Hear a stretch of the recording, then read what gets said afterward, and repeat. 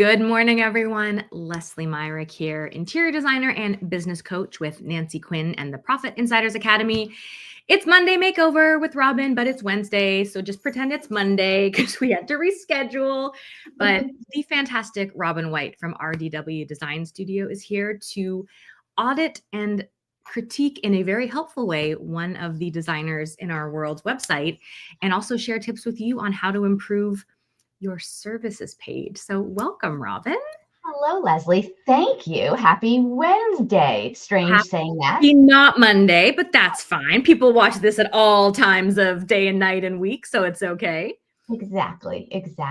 And today we are looking at Kathy Morrow's services page, and her business is called Room Reflections. And thank you so much for volunteering your page. If anybody else would like to, I'll just do a quick little plug for what we're doing here. Please comment under the video if you would like us to take a look at a page of your website. I think we've got some openings coming up in the new year, so we would love to do that. And just to talk really briefly about your services page, I always say this, every page on your website is important. It is a really important page because it's essentially where you're bringing visitors to your website who are prospective clients from where they are today to where they want to be, because your service is providing that transformation, right? So it's really important that you're communicating your offerings in a way that is sharing the benefits of the service, the benefits of working with you, the transformation they can have after they work with you, rather than just listing out everything that's included in your service, because they want to know about results, not how you're achieving those results. And we hear this all the time, but I think it's hard to truly intellectualize that, because we always want to list out, here's the deliverables and here's everything you get. But I think such a good example of this goes back to when Apple launched the iPod. I mean, this was what, over 20 years ago now. And it could have been like 2 gigabytes of storage and blah, blah, blah, and 4 by 2 inches, whatever it was. And instead, their slogan was 1,000 songs in your pocket. Yeah. Like, holy powerful, Batman. And I know that seems so easy and obvious, but to get from, here's the technical specs, 1 headphone port, 2 volume buttons, 4-inch LCD screen. I'm making stuff up, clearly. No, I love that you're, that is a fantastic, it's a fantastic analogy. Yeah. Thank you. I wish I came up with it, but I don't work for Apple. How can we do that with our services page? How can we tell that story of 1,000 songs in your pocket, the outcome, rather than here's all the deliverables? Exactly. And one way to do that is by creating an emotional connection. So appealing to their heart and not their head, right? So it's really sharing outcomes, right? Sharing that you understand the challenge and that your service can provide the solution to it, right? On an emotional level. So the nitty gritty of what is included in your service, I think, is better served in a proposal. Yes. Right. And it is important. I don't want to discount that. You need to be clear on what you're providing to your clients, without a doubt. Yes, absolutely. But the website's not necessarily the place for it. In today's world, maybe 2 or 3 years ago, when we had a lot more content on our websites, it might have made sense to have some of that. But nowadays, content is being slimmed down. People are spending less time. They're going through faster and faster. So that hook is really important. Yes. Yeah. Absolutely. Yeah. And then just one other quick thing. Sure. There's been a big shift lately to having, going from having multiple services pages, so a page for each service, to one services page where you're very briefly describing each of the services that you offer. And I think this shift is, again, coming from us all being in a rush and just wanting to get the gist of things, right? Sometimes, though, a case can be made for multiple pages, depending on if you are trying to optimize for search engines or LLMs, that you might want to set that up differently. Also, sometimes you can make a case for this if you are really speaking to very, very different kinds of people, and your services are for really different kinds of people. So for example, if you are an interior designer and you offer full service design for homeowners, but let's say you also offer procurement services for interior designers, right? You're speaking to two vastly different markets here with very different services. And in that kind of instance, I would never put those two services on the same page. Yep.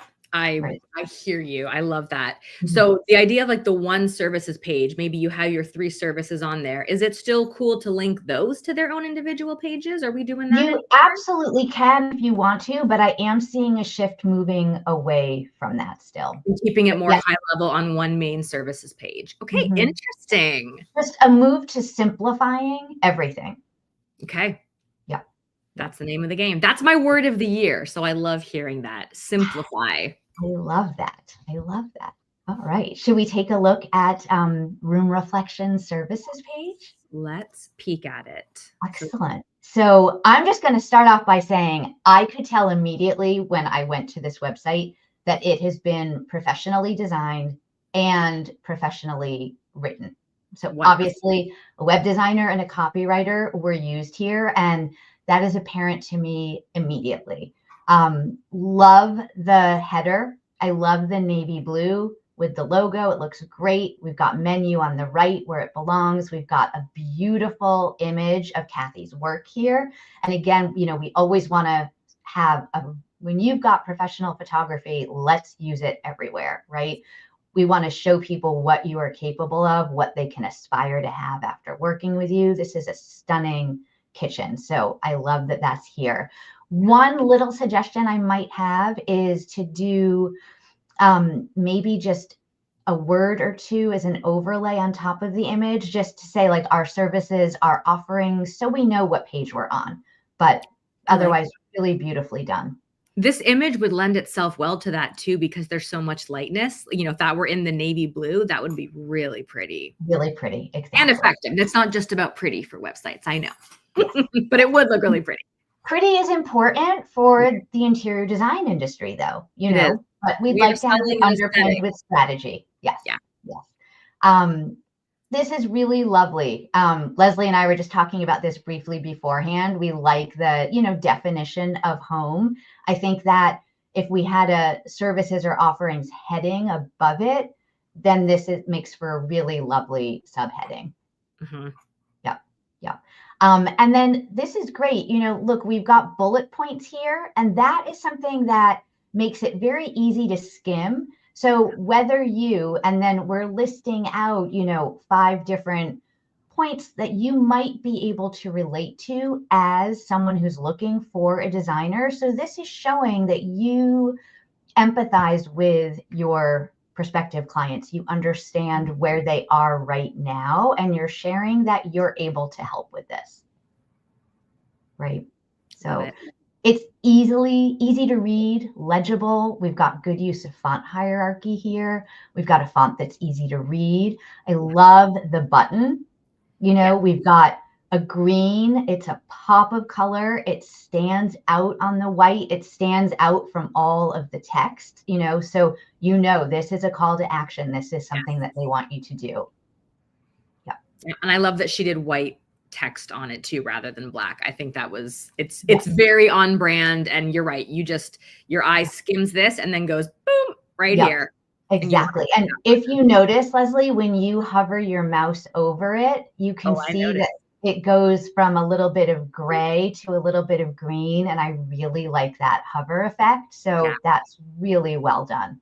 I think that's a nice subtle touch, because then people know something is going to happen when you click that button.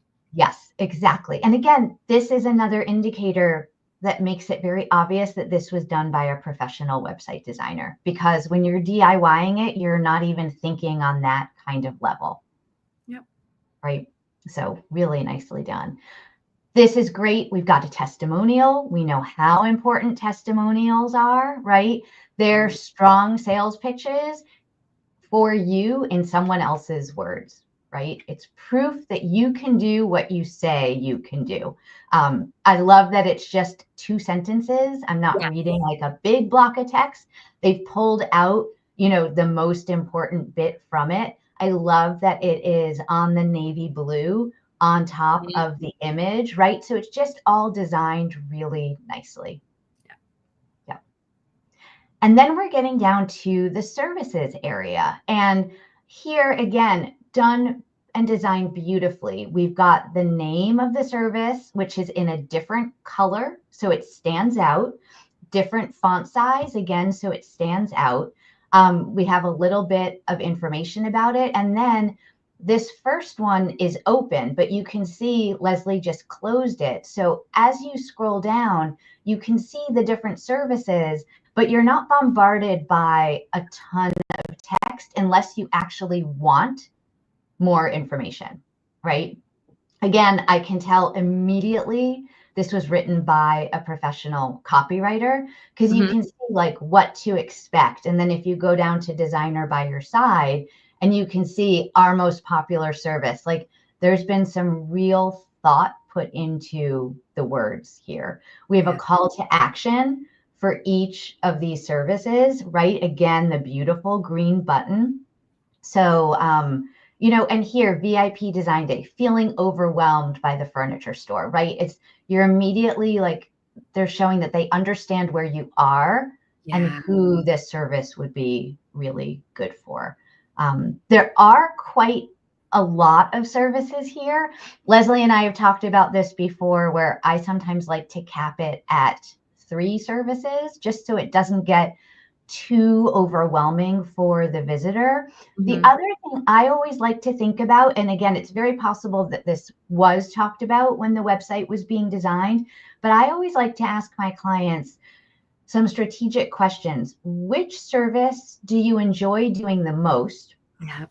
And which one brings in the most income for you? And ideally, that would be either the same service or it's 2 services. And I'd want to see those listed as number 1 and number 2. Yes. Right. Unless we're doing a side-by-side thing. But we want to sort of guide people to the one that you enjoy the most, that brings you the most money. So it's not necessarily about going. Nancy teaches the ladder of services. Anyone who's watched her videos has probably heard that. You start with your consultation, then you've got your mid-tier service, and you go higher and higher.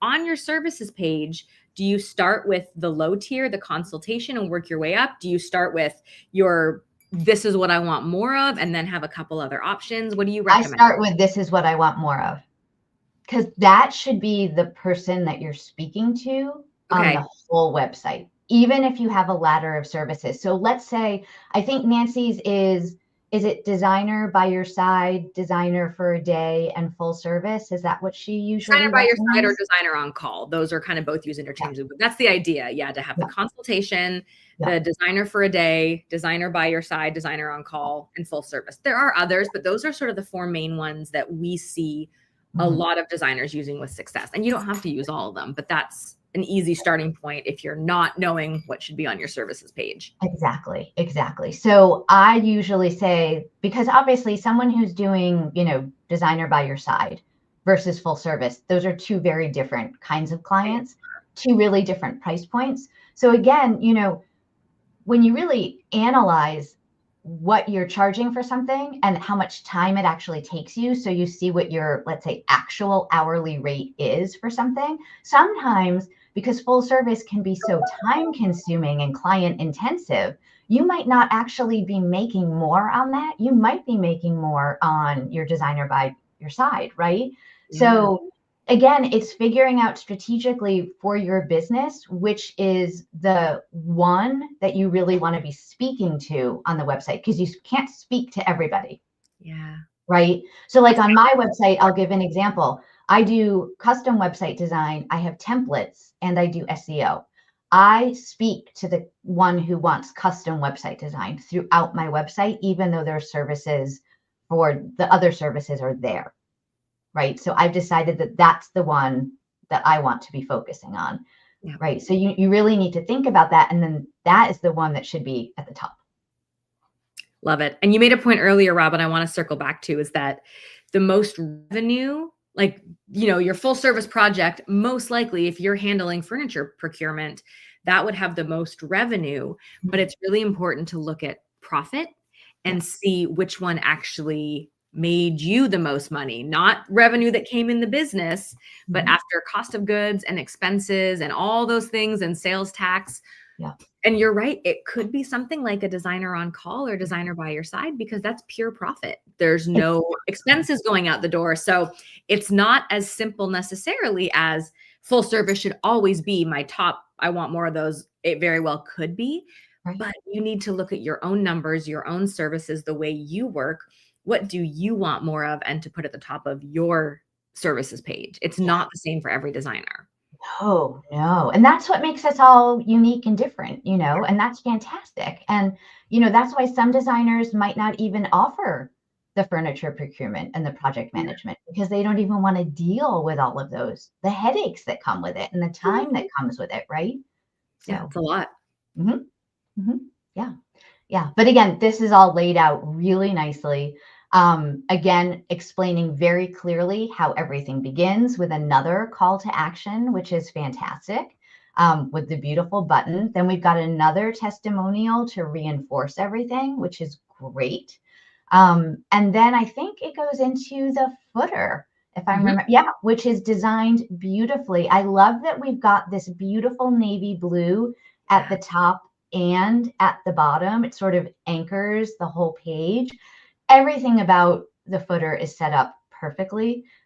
We've got links to other pages. We've got legals. Social icons are here. Nancy's badge of excellence is here. We've got contact information, where she's located, where she serves. So this is all done really beautifully. One thing I would mention that could be added to this page that might be very helpful is an FAQ section.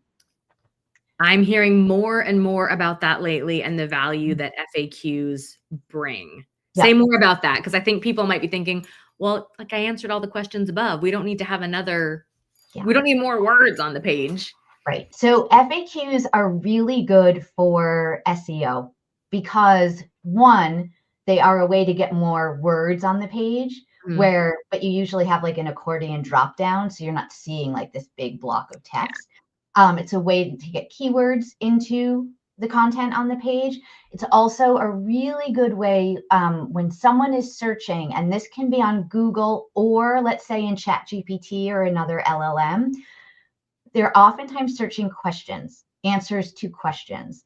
So when you have an FAQ section that is wrapped in the proper schema markup, which is a back-end technical thing that your web designer would know about, you have the opportunity to be pulled into Google's People Also Ask, possibly into the AI overviews if you've asked a question, or possibly being mentioned or cited in an LLM if someone's searching in there.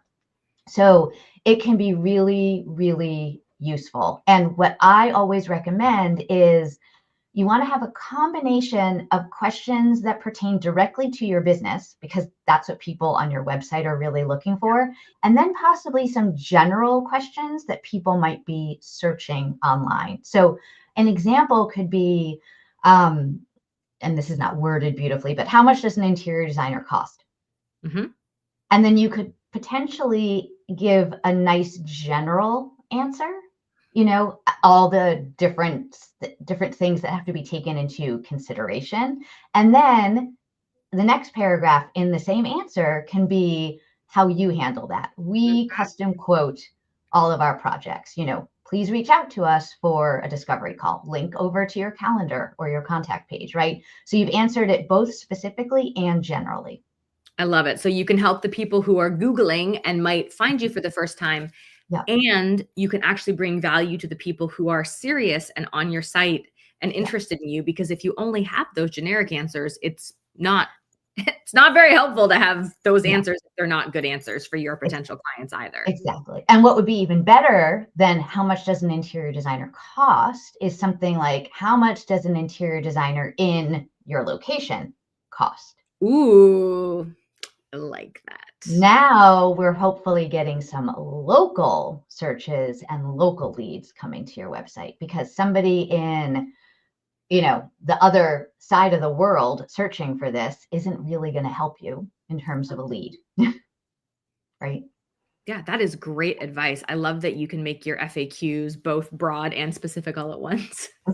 Yeah. And you can do it via how you answer the questions. You can answer it 2 ways, and you can also just ask different kinds of questions, both specific to you and general. That is a great bonus tip, because I mean, those AI overviews, a lot of times we're skimming those and we're not even going any further. Click-through rates have dropped drastically because a lot of people are getting certain kinds of answers just from the overviews, right?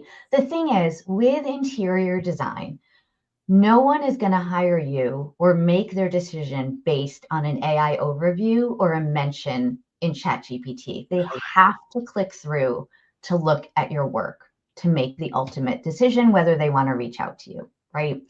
So it's not like a plumber where you're just looking for a list of names to call. Yep. And you're just checking reviews and very high level skimming. Like, this is their home and potentially years of their life they're investing in you and your services. So and the investment level is just so much higher. It does require actually clicking through. So yeah, I don't see that changing anytime soon. And that's okay. We're not in the sort of home maintenance service industry. We are in the, this is an investment long-term in your home and your family and your lifestyle. So if you've got to be able to get that emotion on your service page and have people excited to reach out to you because they connect with you and they know that you're the person that can give them the transformation they want. Exactly. Well put. Thank you. Robin, this was great. And Kathy, thank you for letting us look at your website. I think it is it's in such a great place. A few little tweaks could make it even stronger, but it's beautiful. And it's fun seeing other designer services too. Like, what are you offering? Sometimes I'm like, oh, I like that she's talking about construction consultations. That's interesting. Yeah, it's really well done, really well designed, really well written. So yeah, well done, Kathy. Well, Robin, thank you so much for being here. If you need help with, not you, Robin, if you watching need help with website, SEO, the FAQ thing, if that's making your mind melt, go look at Robin's website, rdwdesignstudio.com. She is very helpful and knowledgeable, as you can tell, with websites and making sure your service page will convert as best it can. So Robin will be back next month on a Monday next time, not on a Wednesday, for another Monday makeover. Robin mentioned at the beginning, if you are interested in having a page of your website audited, get great constructive feedback, please leave that in the comments of this video, wherever you're watching. We would love to take a look at your website live and help you have the best possible success online. So thank you so much, Robin. We'll see you next time. Leslie.